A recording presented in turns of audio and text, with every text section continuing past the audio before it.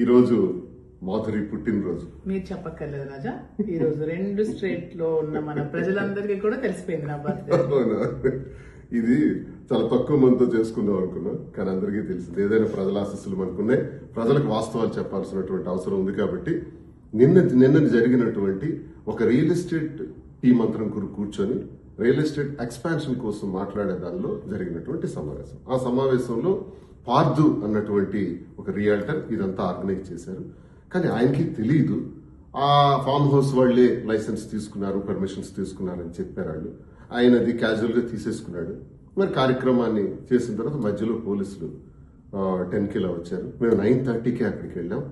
వాళ్ళు రావటం, అక్కడ చెక్ చేయటం, ఏవో బాటిల్స్ ఉన్నాయని, లిక్కర్ బాటిల్స్ ఫారిన్ ఉన్నాయని అని వాళ్ళు అడగటం, అవన్నీ కూడా చెక్ చేసుకోవటం. తర్వాత నన్ను కూడా వాళ్ళు చూసి, సార్ మీరు ఇక్కడే ఉన్నారా, ఇక్కడ లైసెన్స్ లేదు, పర్మిషన్ లేకుండా ఇది జరుగుతుంది కాబట్టి మేము రావటం జరిగింది, ఇవన్నీ సీజ్ చేస్తున్నామండి అన్నారు. That's all.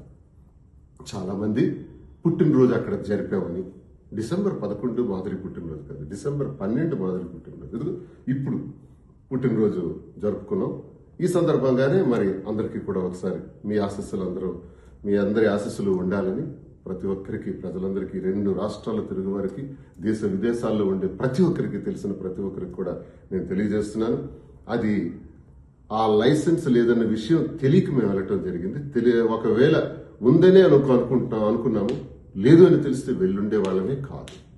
కాబట్టి దయచేసి దీన్ని ఎక్కువ ఎక్స్టెండ్ చేయకుండా, ఈ జరిగిన విషయం పైన పోలీసు వారు కూడా కేసు కట్టారు, ఫామ్ హౌస్ యజమాని పైన, పార్టీ పైన.